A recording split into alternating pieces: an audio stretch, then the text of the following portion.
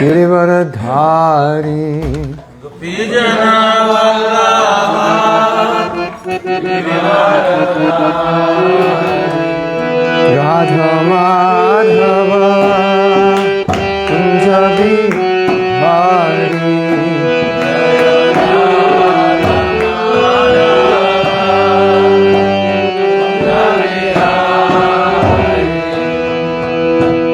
Radha Madhava Kunja Vihari Radha Madhava Kunja Vihari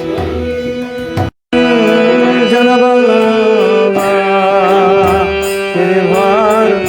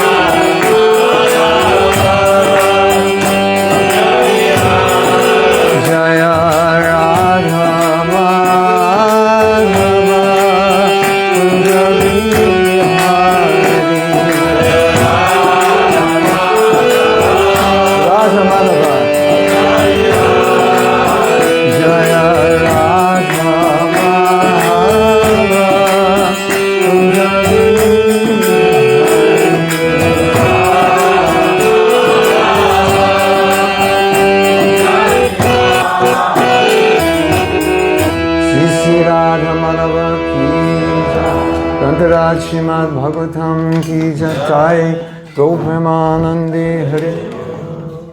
I'll use it for a book stand. Om Namo Bhagavate Vāsudevaya. Om Namo Bhagavate Vāsudevaya. Om Namo Bhagavate Vāsudevaya. Om Namo Bhagavate Vāsudevaya.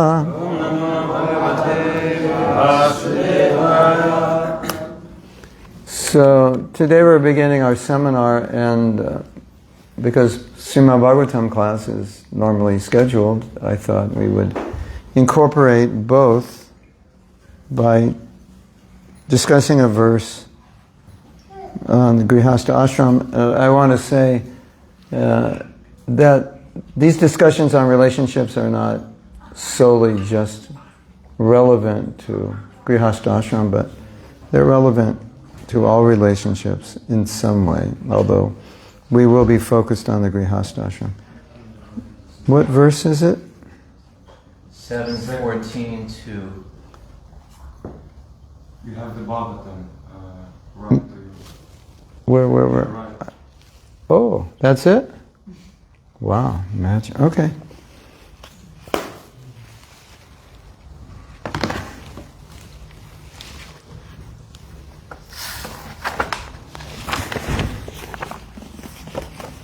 Sri Nārada Uvacha Griheshu Avastito Rajan Kriyaha Kurvan Yatochitaha Vāsudeva Panam Sakshat Upasila. Yeah. The lighting. My eyes got worse since yesterday. Maha Munim Sri Nārada Uvacha Griheshvastito Rajan Kriya Kurvan Yatochitaha Vāsudevarpanam Sakshat Upasita Mahamunim Sri Nārada Uvacha Griheshvastito Rajan Kriya Kurvan Yatochitaha Vāsudevarpanam Sakshat Upasita Mahamunim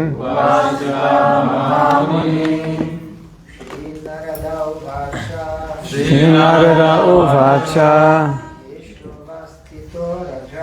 Griheshvastito Rajan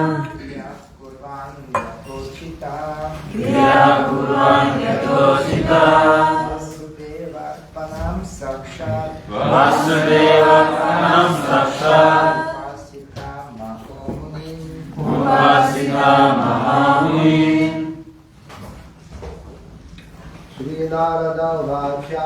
Sri Nārada Uvacha Griheshvastito Rajan Kriya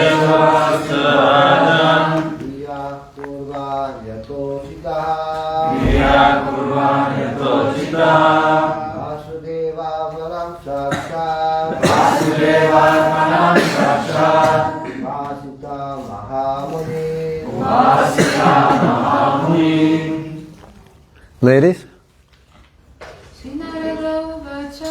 Sri Nārada Uvacha Griheshvastito Rajan Kriya Kurvan Yatochitaha Vāsudevarpanam Sakshat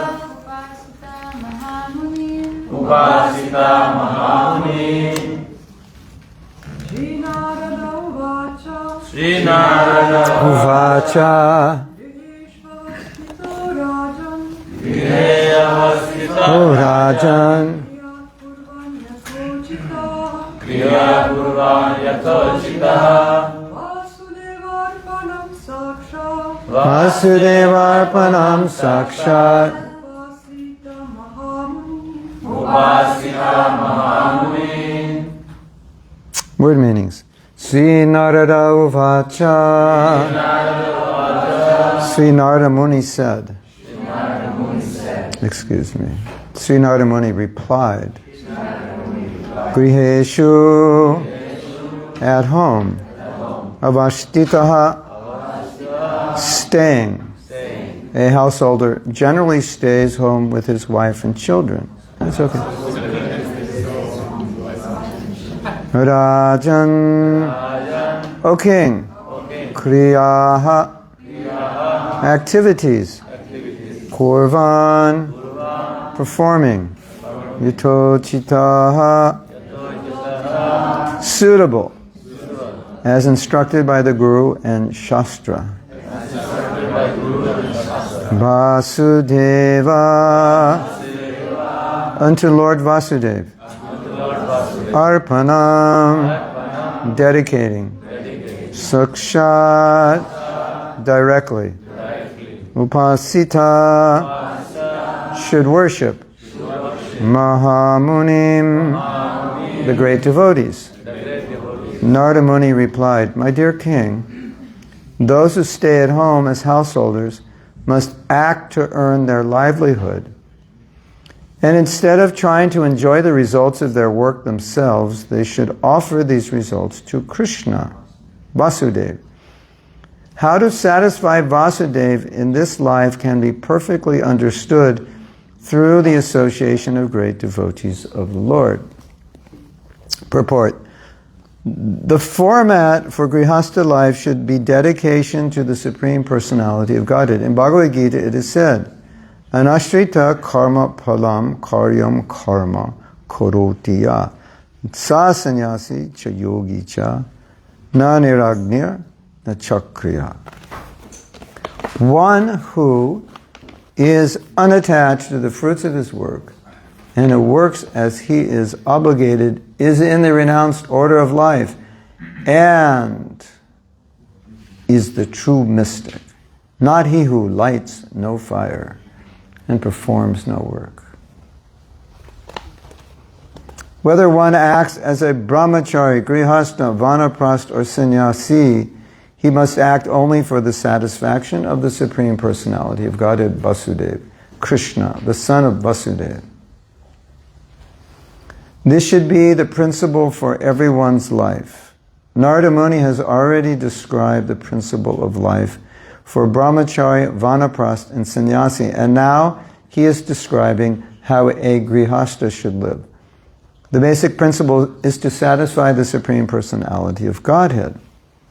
So I just want to make a note that those who are in the renounced order, or those who are brahmacharis and not deciding to marry, may think this is like totally irrelevant. But it's relevant in a couple of ways, because sometimes you have to give guidance to men who may be thinking of getting married, and sometimes you have to give guidance to couples. And so if you're asked to give guidance, then you should know something about the ashram that you're guiding them towards, or the pros and cons and so forth. If it wasn't relevant, Prabhupada might think, well, you know, our movement is brahmacharis, grihastas, everybody, so we don't want to disturb the minds of the brahmacharis and vanaprastha and sannyas. That's 3 orders out of 4. We won't talk about it, or we will tell them, we'll instruct the brahmacharis, when you come to these portions of Bhagavatam, you don't have to read the purports. But Prabhupada never said that. So they're just as much for the brahmacharis as they are for the grihastas. Right? They must be. Otherwise there would have been a disclaimer.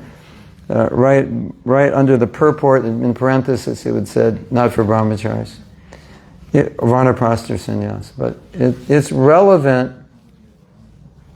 It's relevant to understand these things. And it's possible that you have to give guidance on these topics, and you can give some really bad guidance if you're not informed. And you know, anyone who's in a position where they have to give guidance has to be careful. Sometimes we're asked to give guidance, we really don't know much about the topic, and it's better to say, I don't really know. You should ask someone who knows. Sometimes we don't have that luxury. We're the only one then they can ask. And so, if we're being asked on these topics, we should know something. Sometimes men come and decide to be brahmacharis. They want to do it their whole life, but they find at some point it's not possible, or they're thinking to change ashrams. So the senior brahmacharis, they should know what's best, how to determine, and the brahmacharis should know something about grihastha life, so they can determine whether they want to go into it or not. If you know nothing and the only thing you hear is it's a nightmare, you're definitely not prepared when you go into it, other than you go in with your sword or something, like there's monsters in the ashram or something you have to fight. So traditionally, brahmacharis in the Gurukul would learn everything, and they would learn about married life, and that way they could tell if they wanted to be married or not. Because if you don't know, how would the more you know whether you need it or you don't. So brahmachari shouldn't think, I don't need to know anything. No, but you will be giving guidance inevitably to some people. So you should know something. Therefore, you're being subjected to hearing about the grihastha ashram. Whether you like it or not, it's just the way it is. It must be. The science of satisfying the Supreme Lord can be learned, as described here, sakshat upashita mahamunin. The word mahamunin refers to great saintly persons or devotees. Saintly persons are generally known as munis, or thoughtful philosophers, concerned with transcendental subject matters. And mahamuni refers to those who have not only thoroughly studied the goal of life, but who are actually engaged in satisfying the Supreme Personality of Godhead, Vāsudeva. These persons are known as devotees. Unless one associates with devotees, one cannot learn the science of Vāsudevarpanam, or dedicating one's life to Vāsudeva, Kṛṣṇa, the Supreme Personality of Godhead. In India, the principles of this science were followed strictly, even 50 years ago. So 50 years ago, this is 7th canto, so this is probably like 19, let's say, when Prabhupada says 50 years ago, he means 1925, not 50 years ago from today. India 1925 is much different than it is today. India 50 years ago was different than 1925.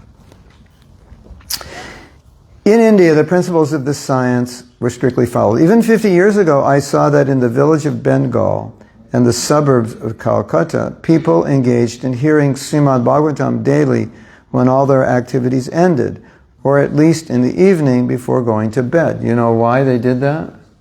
Because they didn't have television, that's why. Yes? Correct? Correct? Correct. Yeah. That changed a bit after television.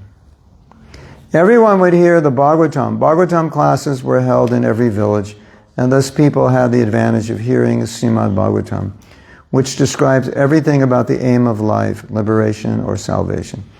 This will be clearly explained in the next verse. So, the main point that's being made in this verse is that every ashram is meant for the pleasure of Krishna, and it's not that, well, the brahmacharis, vanaprasthas, and sannyas, they're for pleasing Krishna because they renounce, and the grihastha ashram is just, it's ice cream and pizza and it's just like big party, Of course, after you get married, you realize you can have some parties, but you have to work for it. But that's not actually what it is. It's maybe a facility the brahmacharis and renunciates don't have. Some facility they don't have, but it wasn't in Prabhupada's mind. It wasn't like, oh, once you get married, then it's like free. You're just free. You don't have to please Krishna anymore. It's just, you decide what you like, and together you and your partner decide what you like, and just do it and enjoy. And so Prabhupada said grihastha ashram is a license for sense gratification. So that makes it sound like, well, tomorrow Kirtan and Vrindavan are getting their license for sense gratification. That's what it makes it sound like, right? Doesn't it? They're not getting their license for sense. Bring out the ice cream. Tomorrow's the day. It's not like that. The way Prabhupada explained, one of the ways he explained Grihastha Ashram, often a man would say, Srila Prabhupada, I'm having difficulty controlling myself sexually. And Prabhupada would say, okay, well, if you can control yourself sexually, you remain brahmachari. If you can't do that, you can't remain brahmachari, then you get married. It's the only of the 3 ashrams where you're allowed sex. And so, not unrestricted, dharma viruddho bhuteshu, Krishna says, I am sex, according to religious principles, so it's not unrestricted, but it's allowed under certain restrictions. And therefore, Prabhupada said, you have a license for sense gratification. That's what he meant. He didn't mean it was like a, full-on license, Tomorrow, Kirtan and Vrindavan, they're going to Disney World because they have the license, they're going to go for it, Although it's hotter there right now than it is here. It's not so nice there. And the mosquitoes aren't as friendly as they are here. But that's not what Prabhupada meant. And here, we can demonstrate that fact because he's saying that every ashram is meant for pleasing Krishna, including Grihastha Ashram. That's not an exception. I don't have to please Krishna in this ashram. In one sense, we could say you have to please Krishna more. Because this ashram has really good facility to forget Krishna. Better than the other ashrams, because you have more independence. Doesn't mean you will forget Krishna. All that independence also gives you facility to be more Krishna conscious, or be Krishna conscious. So, now what are you going to do with that independence and how are you going to use it? Well, according to this verse, the whole point, why would you even do anything if it doesn't please Krishna? What's the point? We're just going to do this. Well, why? Because we feel like it? No, that's not a devotee. He doesn't just do it because he feels like it. He does it because it's going to please Krishna. So, when a man or a woman are thinking, maybe Grihastha Ashram is the best for me, they're supposed to be thinking not, I get the license for sense gratification and I can enjoy and just go crazy. They're supposed to be thinking, this is probably going to be better for me. And rather than be incapable of remaining celibate or remaining single, I require to be married, and that will be better for me, and then together with my spouse, we can help one another become Krishna conscious. So the biggest mistake that you could make in anything you do is to think we're doing this for sense gratification. The purpose of this is sense gratification, whatever it is. But it most commonly happens in Grihastha Ashram. Yes? Somehow we come together in Grihastha Ashram and we think, finally, I can enjoy. But no, I'm coming together because I feel, and I've talked to other devotees, godbrothers, seniors, and so forth, that this would be the ashram where I could make the most advancement, and this would be the ashram where I could please Krishna the most. Otherwise, why would you do it? If you, this is the ashram where I won't please Krishna, why would you do that? It doesn't make sense. Does it? Right? Does it? Yeah. Right?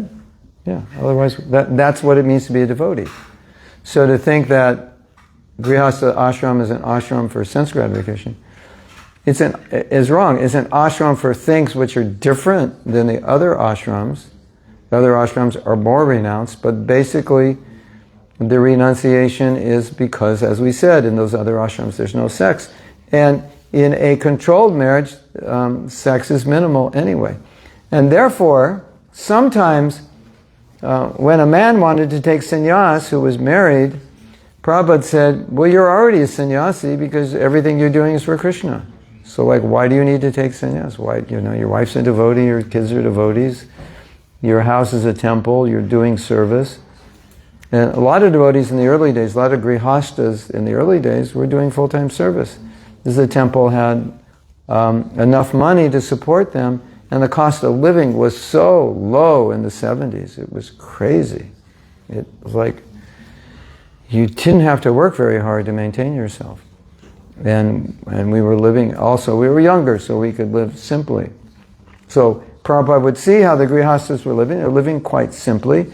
They were fully dedicated, and he said, you're a sannyasi. Then one time, he said something, even more, you're more than a sannyasi. So what did he mean? Srila Prabhupada, I want to take sannyas. He said, you're better than a sannyas. He said, why? Why, Prabhupada? He said, because you're living with a woman and child and money and blah, blah, blah, blah, blah. And does blah, blah, blah, blah, blah translate into Slovenian? Is that universal? You have your own blah, blah, blah, or you use blah, blah, blah? Blah, blah, blah, yeah. It's another word I can speak in Slovenian. I added to okay. Okay and blah, blah, blah. I speak 400 languages. So Prabhupada said, you have all this facility to enjoy and you don't. Whereas a sannyasi, they don't have that facility. So they've renounced it, but they can't really, they're not near it. So once they just say, I'm a sannyasi, it's like they're not renouncing it per se in the way a grihasta has to renounce it because they're living with it. So he said, actually, you don't need to take sannyas because you're already more than sannyas because you're living with sense gratification and you're not engaging it. Wow. Interesting, isn't it? Yeah, so that's Prabhupada's view of Grihastha Ashram. And in my mind, when I look at Grihastha Ashram, and occasionally someone will be looking for a partner, and they might say something like, yeah, I really like her, I really like him, but I don't think it'll be good for my Krishna consciousness. And then they're torn between the enjoyment they can get from that relationship and the fact that it's not going to be good for their Krishna consciousness. And I can't say every time they make the right choice, because the desire to enjoy is very strong. But I would just like to start this workshop on this fundamental principle that Grihastha Ashram is an ashram, and every ashram has a goal, and it has rules to follow. So it's like any other ashram. It's not like, well, we just do it because it's fun, or we like it, or it feels good. I mean, these things are necessary. There have to be loving exchanges and compatibility and so on. But it all has to be within the context of Krishna consciousness. Is this going to work? Is this going to help me?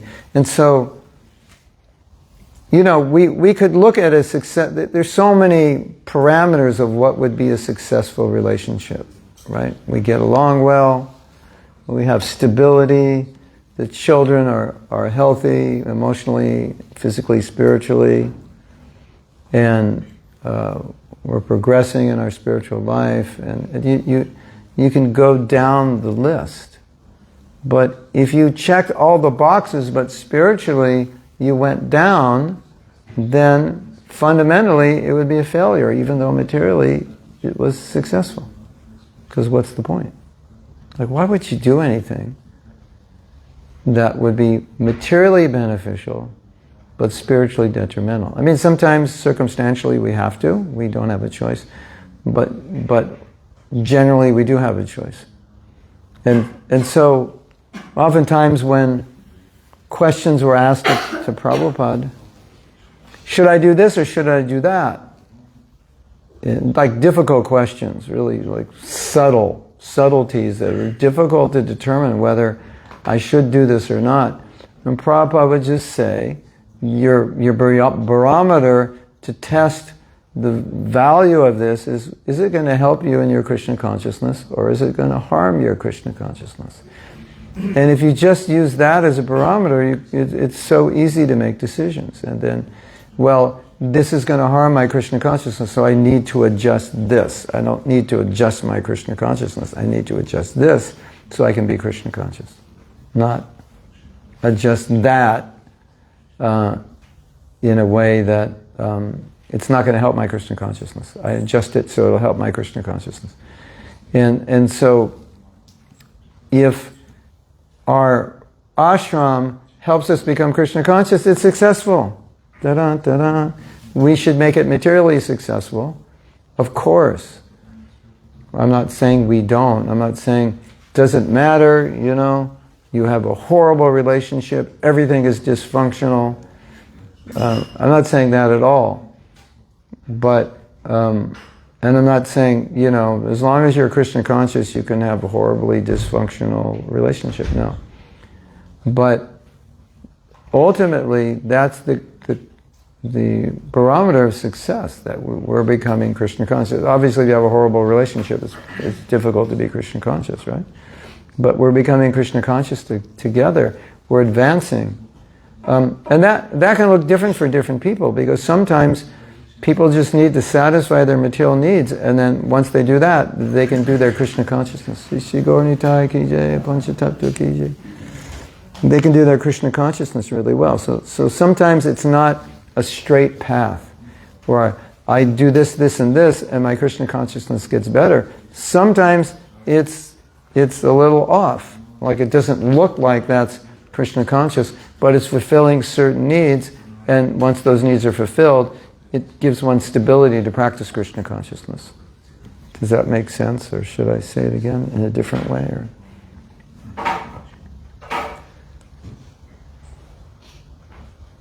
If I do A, B, and C, it may seem like it has nothing to do with Krishna consciousness. It's just fulfilling a material need. But once that material need is fulfilled, or I should say, if that material need is not fulfilled, then it will pose an impediment to my bhakti.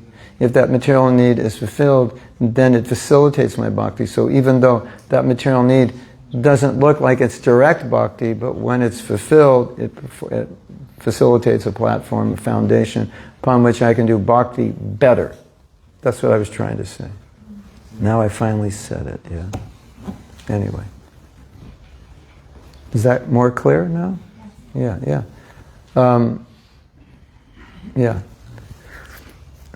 The other thing I wanted to talk about, which is very, very important and very, very beautiful, is why do we have relationships? Like, why would you want to be married and enter a relationship? Like, what's the whole point? Because you need someone to fight with? Because if you fight with them in the ashram, they'll kick you out, but you can get married and then you can go home and have some good fights. Is that it? Is that why? Sometimes I think that's the reason, because so many devotees are fighting. It's like, oh, you got married to fight. Oh, interesting. Right? So, Prabhupada said, no, obviously that's not the reason we have relationships. We have relationships to exchange loving dealings. Nectar of Instruction gives you 6 ways to exchange loving dealings. Rupa Goswami gives that. You could add to that list 600 more, of course, that maybe would fall under those categories. But the purpose of a relationship is to exchange love. Wow. Let's repeat. Can we all say that together? The purpose of a relationship is to exchange love, or exchange, to have loving dealings, or exchange, I think it was. The purpose of a relationship is to exchange loving dealings. You can say that. The purpose of a relationship is to exchange loving dealings. So if you have some kind of something other relationship that doesn't resemble that closely, then you have not understood the purpose of that relationship. Isn't that interesting? And so Nectar of Instruction, it teaches us how do you exchange love. What are ways? Well, you give and you receive. That's basically how you do it, right? You give and receive. You give sweet words, you receive sweet words. You open your heart, your mind, your feelings, your emotions. And your partner listens, and they express their feelings, and you listen. You're giving. and receiving, not just giving, not just receiving, you're doing both. You're giving gifts. Here, I got this for you. And they're giving you gifts. Because this is how love is exchanged, according to Rupa Goswami. You're giving prasadam. You're receiving prasadam. I mean, we do this amongst not just couples, we all do this. But there's so many other exchanges. And a lot of times, it's really difficult when your spouse wants you to do something you don't want to do. I want you to do this. I don't want to do it. I don't like it. I don't feel like it. It doesn't make me happy, etc. But according to this concept of exchanging loving dealings, that it's if your spouse wants you to do something you don't want to do it, it's an opportunity to satisfy them. It's an opportunity to exchange loving dealings. So you would, if you're in that mood, it's like, yeah, sure, I'll do it, because that's why we exist, to exchange loving dealings. We don't exist to battle with one another over who's right and who gets this and who gets to do that and who gets to say that and who has to, you have to do this because you're the this. Now, I'm not going to do that because I'm the that. That's not a loving dealing, that's a battlefield. So, we don't get married to go into battle, although it seems like it sometimes. We get married to have loving dealings. So, if you're going to get married and the person you're choosing, you guys like to fight a lot, is probably the wrong person. And if you're the wrong person, or you're both the wrong person, or it's wrong chemistry, it's just wrong. It's not, you misunderstood something, it's just wrong. And if you are already married and you're fighting, then just put a sign on your door in your house, get wallpaper, whatever, tattoo, it says relationship. The purpose of relationships are to exchange loving dealings. That's really important. Don't you think? Yes. Yeah. It's so simple, but it's so profound. And that's the basis. That's why, otherwise, why get married? So you can offend another devotee? So you can have children and get divorced? It doesn't make any sense, does it? So it's an ashram, and ashrams need stability, and ashrams are places where you're supposed to be peaceful. So Prabhupada, when he married devotees, often he would say, get married and be peaceful. He didn't say, get married and start fighting. What is it? So we're meant to come together to help one another become peaceful. The world is crazy. You don't need someone at home driving you crazy, right?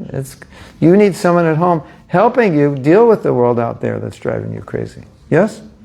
That's the idea, isn't it? And so, if that world's crazy and your world at home is crazy, you've got no chance. It's horrible. That's not what we created this for, right?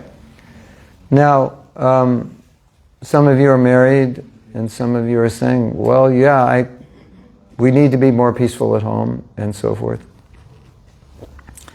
And how to do it and all that, we will discuss that later. This is just foundational, like just the premise. Because I think it's important to get this premise correct, because when you get a premise correct, it becomes an impetus to do it well. Because now you know what it is that you're trying to do.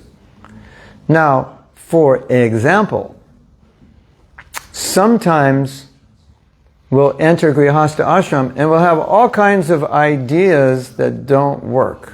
And just like you have this is what my idea of Grihastha ashram, and you tell me this idea, and I'm saying, oh, well, I can guarantee, I'll get out your calendar and I'll guarantee the date that you'll be divorced. Because if you think like this, it will not work. 100%, So sometimes we go into the ashram with all the wrong ideas. And then we find it doesn't work. Any of you ever seen that one happen?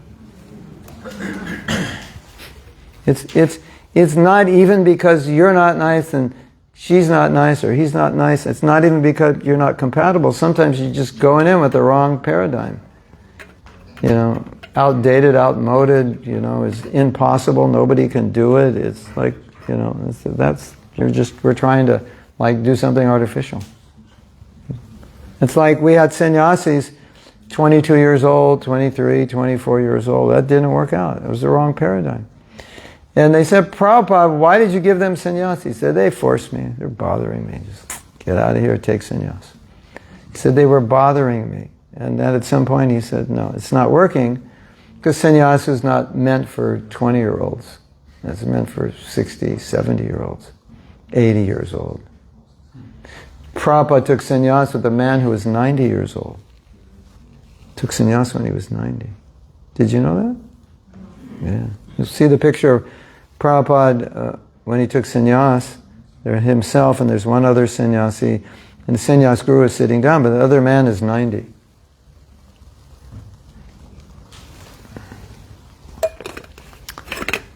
So, it's interesting.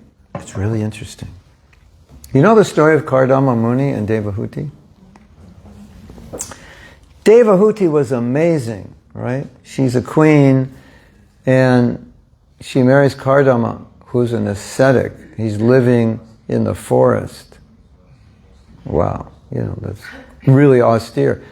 I mean, for anyone to live in the forest is austere, what to speak of a queen. And she did it. And she did all this tapasya, and her hair ended up as she had matted hair, as far as I remember the story. Is that correct? Yeah.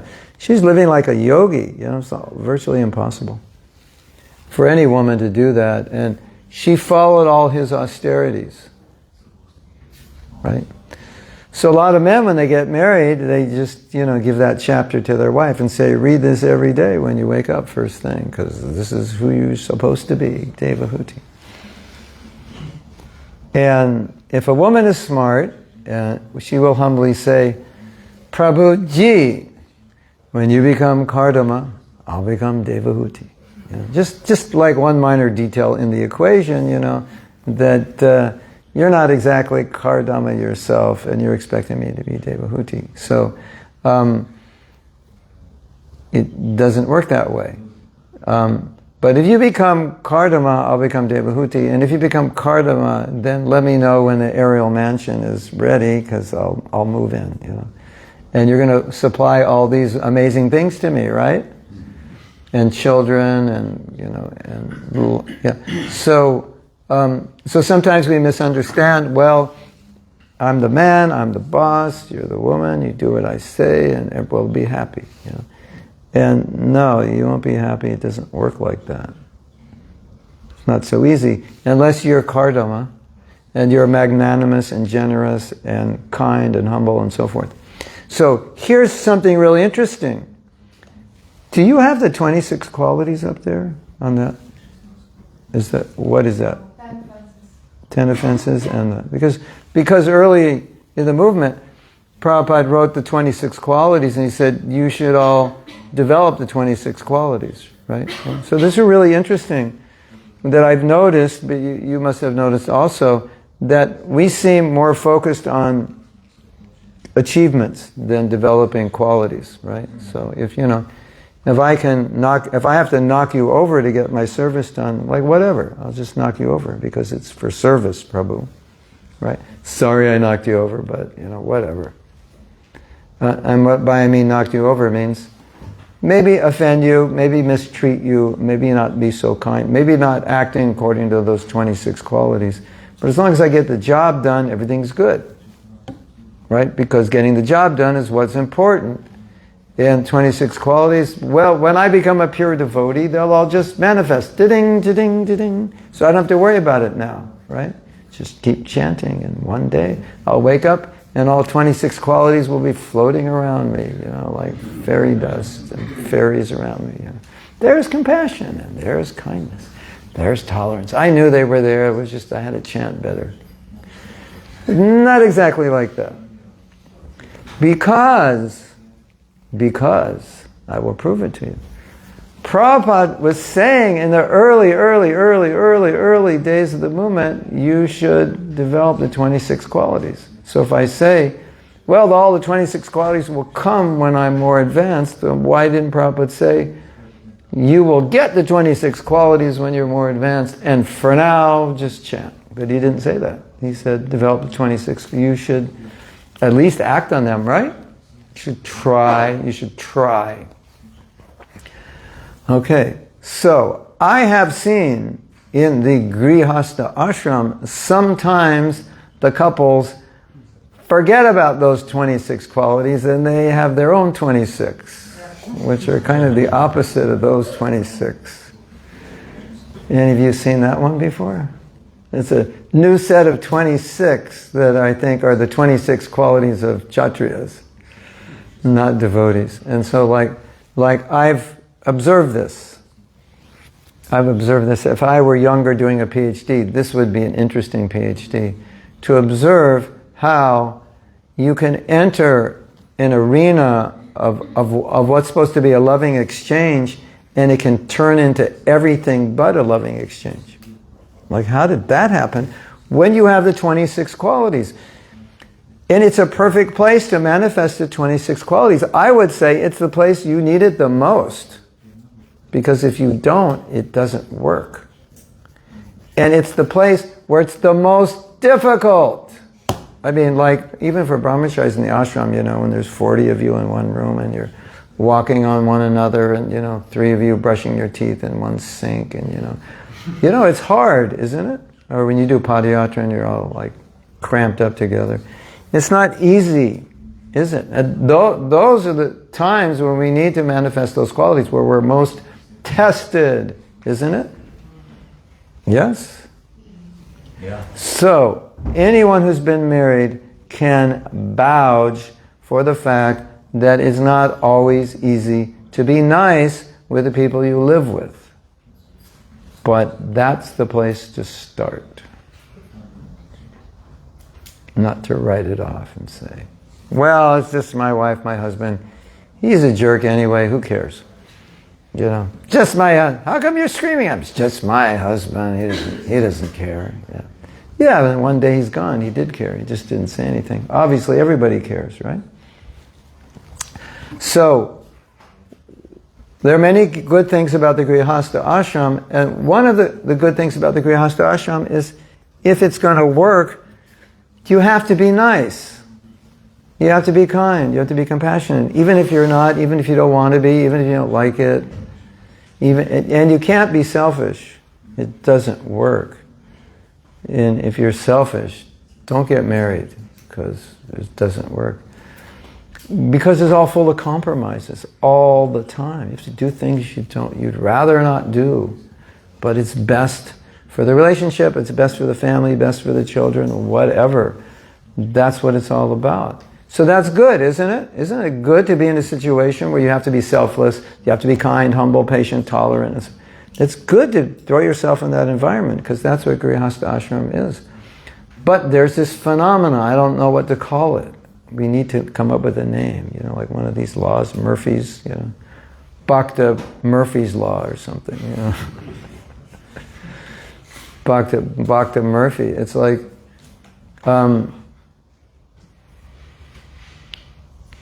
gentle, kind, humble, tolerant devotees, and then they come together and they don't think they need to be that way with one another. They need to be that way with everybody else but themselves. What do we call that phenomena? The reverse, perverse? So, I don't know, but I've seen it. It's just familiar. I guess it's just familiarity breeds contempt. But I've seen this even with really sweet, humble, kind, tolerant, patient devotees. And they lose some of that edge. And not all of them, but sometimes they lose that in the Grihastha ashram. So the Grihastha ashram, it's really important. If there's any place to practice those 26 qualities, that's where to do it. Don't ever think, I don't need to do it there, only with other people. So it's a great place to practice the 26 qualities of a Vaishnava. It's necessary to practice it in that ashram. That's what's going to make it work. It's a place to exchange loving dealings, and it's a place to make advancement. Hare Krishna. Thank you very much. So now, I think First thing I want to do is ask Jonathan if you want to add anything to that or correct me. Before anyone asks questions. It's up to you. You can or you cannot, whatever you think. I'm going to do it later. What? Later. Okay. Later. Krishna. We can take time for questions or comments or observations. Yes. One of the things we're going to do in the next session is we want to get observations, because every country and every culture is different, and the more my wife and I know about the challenges that you face in your particular country, and which is similar obviously to other people in other places, but whatever you can share about your challenges personally will be beneficial for you and beneficial for us, so we understand in general what you're all going through. Yes? Hare Krishna. Prabhupada says in the purport, he gives this example that people should hear Bhagavatam in the evening or regularly. And what you can see is that many times, devotees live in the temple for some time and they do some service, and maybe externally, maybe not internally. They have some sadhana, and then they get married and they get this karmic job, this horrible environment, and then maybe they don't have sadhana anymore, maybe they don't hear about Krishna. So how do you deal with this, and how do you put it on the table before they get in this situation? It's a reality, and so sometimes there's nothing, it's just the way it is, because you have to earn a living. But putting it on the table before you get married would be to know that that's part of what happens when you're married, and thinking of and being aware that to find employment that, as far as possible, does not minimize your sadhana, or minimizes your sadhana at least, the kind of employment. So, some people have employment that's it's just bad hours for sadhana. And I think another problem that happens is when you work all day, when you come home, you don't feel like hearing. You're just burnt out, and you just want to vegetate. Which is why it's nice to have deities and deity worship in home, because originally deity worship was not really for renunciates, it was for grihastas. For them to have that focus, because all day they're working and taking care of the family, so if they have deities, they'll at least do some service every day. So deities was important. So it's just, it's really good to know what's ahead of you when you become married, and how you're going to deal with a different situation. You used to go on Harinam all day, now you're in an office. It's much different. And the effects are much different. Which is why some men decide not to get married when they look at that. And they think, I don't really want to work. I don't think I could work. I may be attracted to family life. At the same time, I don't think I could take up that responsibility. It's just, or I don't want to. I'm too attached to my sadhana, so they don't get married. But those who do get married should understand that's the sacrifice you're making. So, there's benefits and there's sacrifices, and you'll get the benefits that you need, but you'll make those sacrifices. But I think the most important point is, when you're married, don't make sacrifices unnecessarily. Be very careful about how you earn a livelihood and how you live, because your standard of living is going to affect how much you have to work, and where you have to work, and the kind of job you're going to work in. And so it's just important to consider that. And, it's not like you can really solve that problem unless you have a rich uncle and you don't have to work. Or, you might say, well, we can just go on welfare. And I would say, fine, if you do Harinam all day, go on welfare. But don't go on welfare and do nothing. And just lounge around. That would be worse, because Prabhupada used to talk about lazy men. There's a word in English called loafer. Any of you heard that word, loafer? Loafer, what's the definition of loafer? One who's just like... Loafs around. Loaf. Loafer. He's a loafer. He's just like, Prabhu, could you get me my sweater? It's like 2 inches over there. I'm too tired to pick it up. That's a loafer. Yeah. So Prabhupada used to say loafer class of men who are loafers, like lazy class, loafer class. And so, you could join the loafer class, just like go on welfare and do nothing all day. Yeah, welfare is great. You go out and distribute books for the rest of your life. You can do service. Otherwise, why would you do that? You just become lazy. And yeah. I don't know if I answered your question, but if you were looking for a better answer than that, there may not be one. Sometimes a man will think, well, yeah, I'll go back to school, get an education. I can get a good job. I don't have to worry about finances. And we'll look at industries where they work like 9 to 5 rather than like 8 to 7. Like if you become a doctor, maybe, you're on call a lot and that's difficult. I don't know in your country, but IT industry in the West, you're working a lot. Like 9, 10 hours a day. So that's a consideration. So, let's say you're a brahmachari, you want to get married, you start considering, okay, what am I going to do? How am I going to earn a living? That's really important. Because, gentlemen, if you don't have sufficient money, your wife will not be happy. Or, if you have to work 12 hours a day to make it, she'll never see you. So she's like, why did I marry you? I don't see you. And I'm working hard to support you. But you can do it in better ways, hopefully. Yeah. So it's just it's like you're shifting into a different world, and it's not the world. Even if you're not a brahmachari, just the world of a single man or a single woman into a union. It's different, and all kinds of considerations are different. And you would think if my cost of living is $1,500 a month. And your cost of living is $1,500 a month. And if we move together, the cost would be like $2,200 a month. But it never works that way. It becomes $4,000 a month when you move together, because when you come together, you're like, oh, let's make the house nicer. There's some law like that. I don't know what it is, but people come together. I'm sure some people do save money living together, but often you don't realize it, but you end up spending more money than you did individually. Oh, of course, if you have kids, yeah, that would be why. Okay. Yes. Hare Krishna. Yes. Hare Krishna, thank you for lecture.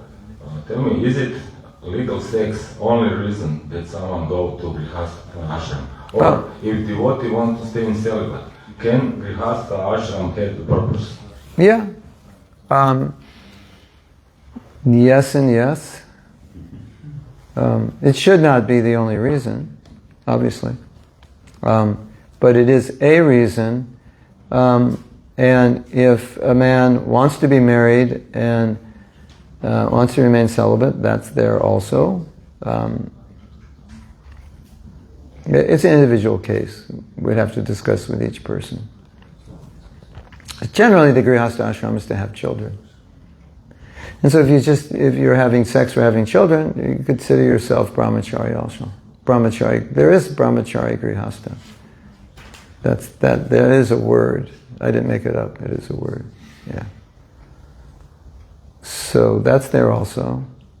We have some grihastha couples, they don't have kids, they're doing amazing things together. So that's there, sometimes you're just a good team. You and your partner are dynamite.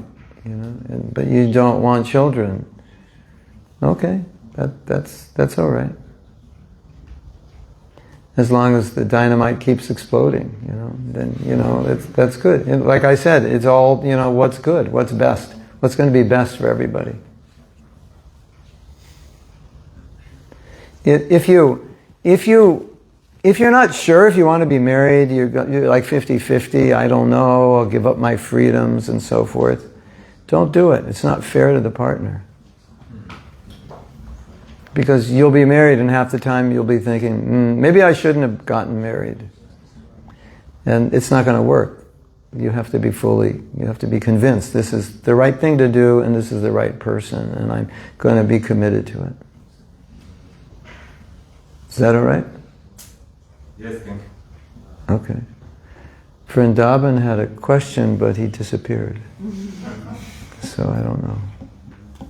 You know what his question is? Yes.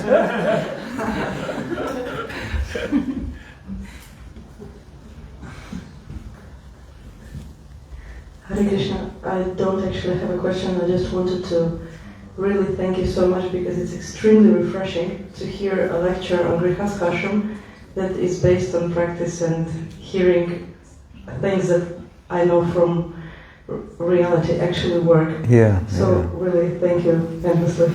Well, it's an interesting point you make, and I was thinking about this point this morning. Usually I put on a lecture in the morning when I'm getting ready. So this morning I thought, well, let's get in the mood. So I went to YouTube and put in Grihastha Ashram. And the first lecture came up by a sannyasi. And said 16 rounds. That's the secret to success. Of course, we can say that is.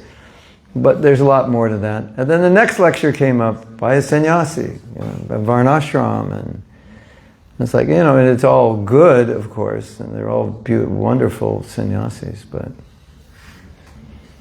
yeah. I tend to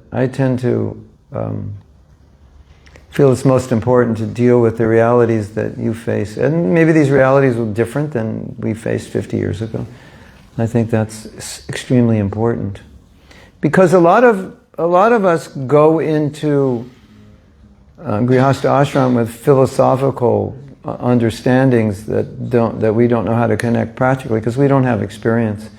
And it's so interesting in Krishna consciousness. Sometimes you think you understand something because you understand it conceptually and you have no experience of it practically, so you really don't understand it. You couldn't understand it. You're like, you don't know enough about it. And a lot of times when you read things in our books, they're contextual. They're from a time and period where when you use this word, it means something different than what we think it means. And then we apply it the way we do, and then it's like dynamite in the wrong sense. It explodes us in the process. So you have to be careful whenever you're like really, you read something and you go, wow, that's heavy, and now we have to do this. It was like, wait a minute, make sure you understand that, because I've seen in myself when I was younger and in devotees today, often we get very, very enthusiastic about something that's not even right. Like, yeah, we're going to do this. And then, 3 weeks later you find out, oh, I totally misunderstood. Or 30 years later you find out, I totally misunderstood. So we have a funny story for you. And an example of this, we got a newsletter once, and it said, Prabhupada said you should only eat 1 cup of dal. 1 cup of dal is like 250 milliliters. So in America, we use the saying cup, like if you have a little cup. Like, can I borrow that cup for a second? We would call this a HKC cup. We call it a Hare Krishna cup. This is a cup. This is actually bigger than a cup, right? A cup would be about like this, right? Maybe? This would be about a cup. Maybe a little less. A little less. About almost half of this would be a cup. So we got a letter, and Prabhupada said, you should only eat 1 cup of dal and 2 chapatis for lunch. And we don't have dinner. And breakfast was this much cereal, as much cereal as you could put in your hand, and an apple, and 8 chickpeas, and yogurt. That was breakfast. And a cup of dal and 2 chapatis. And I was a temple president. I was like, okay, Prabhupada said it, that's it. And you have devotees like your size in the back, like, I was thin. I was like 58 kgs back in those days. So like, whatever, and I like austerity, you know. So everyone in the temple was absolutely starving. And I was like, yeah, austerity, you know. Because that's what Prabhupada said, so, you know. And if I got a letter like that now, I would think, no, Prabhupada wouldn't say that. That doesn't make sense. But I was 20 years old and I'd only been a devotee for who knows how long, not even a year. So I didn't have any context. I said, that's what Prabhupada said. And so what happened was, 2 weeks later, we got the rest of the letter. The whole letter didn't come in one piece. And the second half was, but if you could digest 10 chapatis and 10 cups of dal, you know, then you can eat that. That was the second half of the letter. We missed the first half. So I think that's a really good example of how sometimes you read something in Shastra and you don't really understand it, and you just hone in on this very narrow understanding because you think, well, that's exactly what it says. You don't understand context. So we understand context. Prabhupada would never say that. He would never tell everybody 2 chapatis and a cup of dal. That's like appetizer. He would never say that. But I didn't know that. I wasn't smart enough to know that. There must be something wrong. There must be more to the letter. Prabhupada never said that before. He never said it anywhere else. You know, that's how you should think. So a lot of times we get a little narrow idea and then we run with it and we create havoc. And we've seen that in the Grihastha Ashram. Just like just little pieces of philosophy that go in our little brain and turn into, something that it's not contextually understood in modern terms of the modern realities that we face. When you're married and when you get married, one of the first realities you have in front of your face is there's another person in the house who's different from you. Really different, because they're the opposite sex. It's like a whole, it's like a whole ocean difference. And they like things you don't like, and you like things they don't like.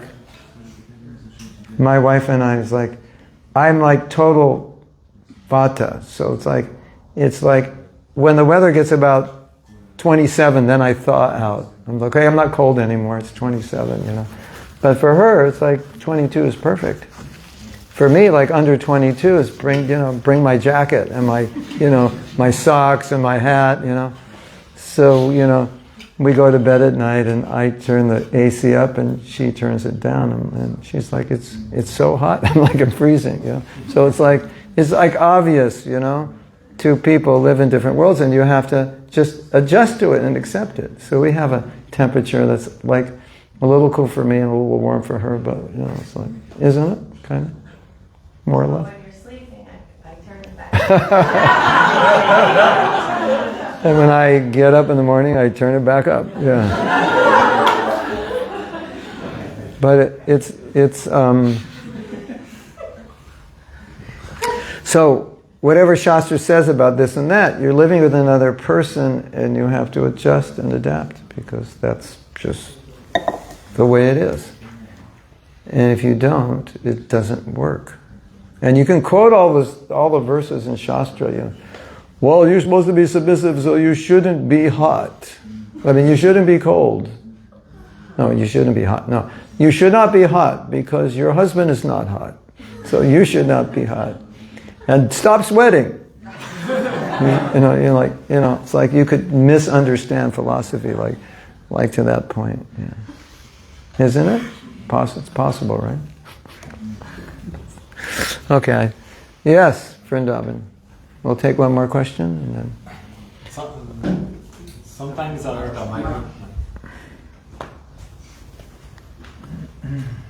Hare Krishna. Sometimes in our relationships, our narcissist gets triggered. Oh yes. You've noticed. Because of some traumas or attachments, and you can see it's anartha and you can see it's taking over you cannot What to do? help it. Yeah. What to Well, do? you know, one teacher said, he said, your partner just carries a mirror, and they go like this, and they put the mirror up to your face, and you have to see your ugly face, and go, take that mirror away, I don't like my ugly face, you know. So they're showing you all your anarthas. They're not creating them. They just have a little mirror, and they show you, and you don't want to see your anarthas. So like, take that mirror out of here. Put that mirror, take that mirror, I don't want to see. Maturnath and I were discussing this in the morning, that what we should always think is whenever we're triggered, we should always think, okay, why is this happening? What's going on? It's not the person's just, well, you know, they're just a catalyst. One time Janava said something to me and I got really upset, and I was thinking, like, why? Like I know it's not her fault. I go to that. This is my first go-to. It's not her fault, it's me. Like what she did, like everybody does that to me. That's just normal. Like, why did I get upset? And so I think that's the go-to. Like, not, Kirtan, you're this and that. It's like, why, when she does that, does that upset me? And then you try to understand your own consciousness, your own process, and how you can deal with that. And I don't know if you remember, Janava, but you said something. It was in Mayapur, and you said something. I don't know. You said, you know, you should do this. You should do this in the workshop. And I said, yeah, but I do it my way, and you know, I've got experience. I was a little upset. And then like 2 minutes later, I came in and I said, I'm sorry. I just have this independent nature that I don't like to be told, and I get upset. And maybe it comes from my mother telling me. I have no idea. But I understood. I was like, why did I get angry at her? I don't understand. She really didn't say anything that bad. And I thought, oh, I'm so independent. I just don't like to be told what to do. Right? And so do you remember that? No. I remember distinctly. I was upset that I got upset with her. I said, that wasn't good. I shouldn't do that. And I came in and I said, I'm sorry, I'm so independent. When people try to move me in a certain way, sometimes I just get upset. So that was really good to understand that about myself. And so if she or anyone says something, you know, you should do it like this, and I get upset, and immediately I go, no, it's just your independent nature. Just control it, you know. So it can be, you know, anything, whatever's being triggered, you know. We all get triggered all the time, isn't it? And so the person's just putting up a mirror, and then we don't like the person holding the mirror at us, right? Isn't it? If you're going to get married, your partner's going to hold up a mirror. I'm just warning you. And I know you may not like to see those things about yourself, but that's what they do. They show you yourself. Which I think is good, because then it's an opportunity to improve yourself. But it's not easy. You have anything else to say about that, Maturnath?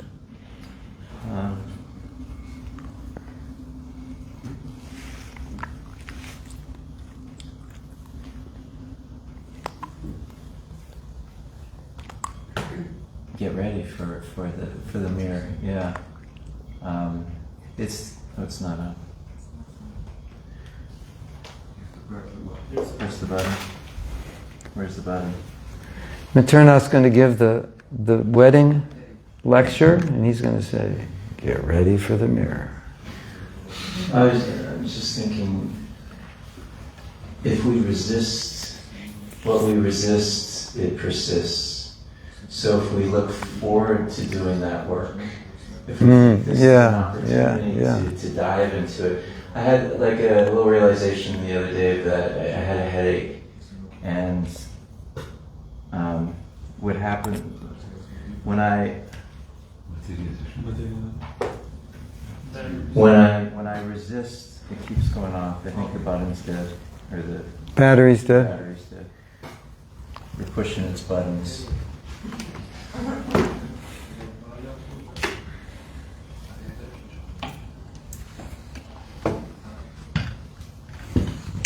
I think they could can't they invent a battery that lasts forever?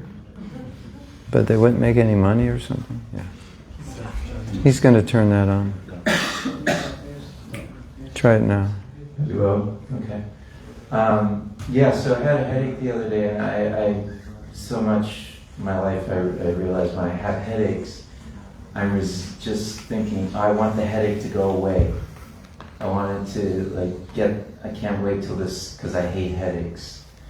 And I was chanting, we were all walking in Sangha, I thought, let me lean into this headache. Let me go deep into this headache, let them stop resisting it. And it didn't bother me anymore. Oh, nice. So, similarly with our partner, when they may do something that triggers us, if we think, well, let me lean into this. Because if I think, oh, I don't want to be around them anymore, or this and that, then we're creating distance and a wall in our relationship. So look forward to the anarthas being triggered and seeing them as opportunities for me to have self-realization. Yeah, and that's a perfect ending to the theme of Grihastha Ashram is an ashram, a place to make advancement. You know, if you're single, you don't necessarily have anyone to give you feedback, or anyone who's going to trigger you a lot. And that's unhealthy. You need people who can give you feedback and say, that wasn't good what you did. And so that's kind of natural. When you're married, it's naturally like that. You help one another. I don't think you should do that. I don't think you should say that. That wasn't good. We need that. At one time at a wedding, I made a joke, but I was serious. I said, oh, you know, sometimes we say, how to become humble? And I say, well, just get married, Your spouse will make you humble. And I was joking, I said, these poor sannyasis, I don't know how you're going to become humble, because you have nobody. But there's some truth to it, you need, like, who's going to tell you? Right? So that, we don't like it, but it's part of it, because your partner helps you correct, Do this, don't do that, that's not good, this will be better for you. And so if you're going to be married, that's just what you have to be prepared for, because that's the reality of it, isn't it? Okay, thank you very much. Srila Prabhupada ki jai. We are going to meet back at 11. We're going to have prasadam now, and we'll see you then. Gauranga, Nityananda.